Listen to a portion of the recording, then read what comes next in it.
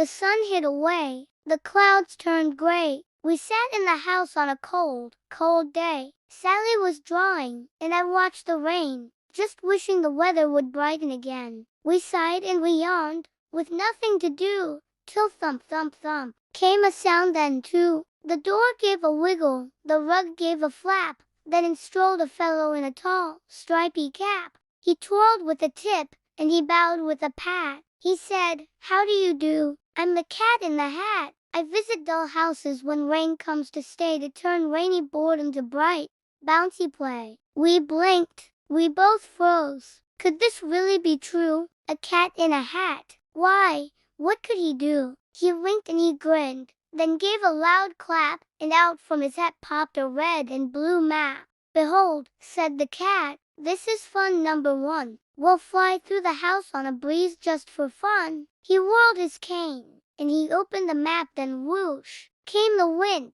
and it lifted my cap. Our chairs began twirling, our books began flipping, the dishes went dancing, the curtains went zipping. "Oh no," cried young Sally, "our house is a mess." But the cat only smiled. "Don't worry, don't stress. For every small mess that I happen to make, I promise to fix it, make no mistake." Then pop came a sound, and the map changed its face. "This next little game is the great bubble race." He blew from his hat a long bubble stream. They shimmered and sparkled like something from a dream. They floated and bounced on the walls, on the floor. They bubbled through windows and slipped out the door. We laughed as we chased them. We ran and we slid. We popped one, then two. It was all that we did, till one bubble, oh my, grew as big as a chair, then bigger than tables, then up through the air. The cat in the hat cried, "Oh mercy, oh me, that bubble's too big, it might carry the tree."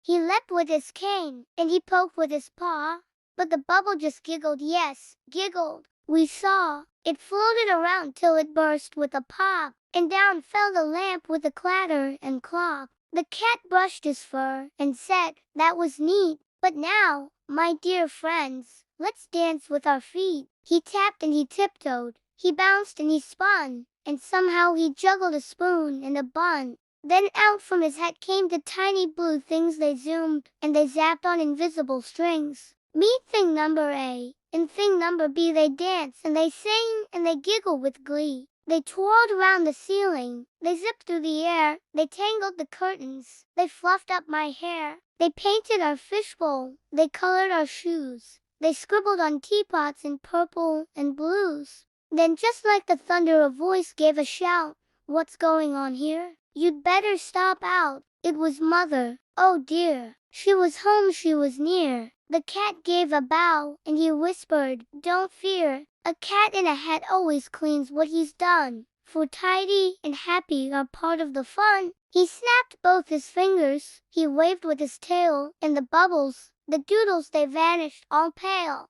The chair stood straight, the books were in line, the fishbowl was shining, it looked just fine. Mother walked in and she smiled at the sight. The house was all tidy, all sparkly bright. She said, "How delightful, you've kept it so neat. Did you read? Did you color? Did you sweep up your feet?" We nodded and smiled. We said not a word, for telling our secret would sound too absurd. The cat tipped his hat and he whispered, "Farewell. Remember, my friends, it's your story to tell. When days turn to gray, and you're feeling flat, just look for the whiskers and stripes on the hat." He leapt from the window, he danced on the street, and vanished in raindrops, so quick and so neat. Sally looked out, and she said with a grin, "I hope the cat's mischief will visit again." I nodded and laughed, and I whispered, "Me too. For when boredom comes back, we'll know what to do. We'll wait for a tap,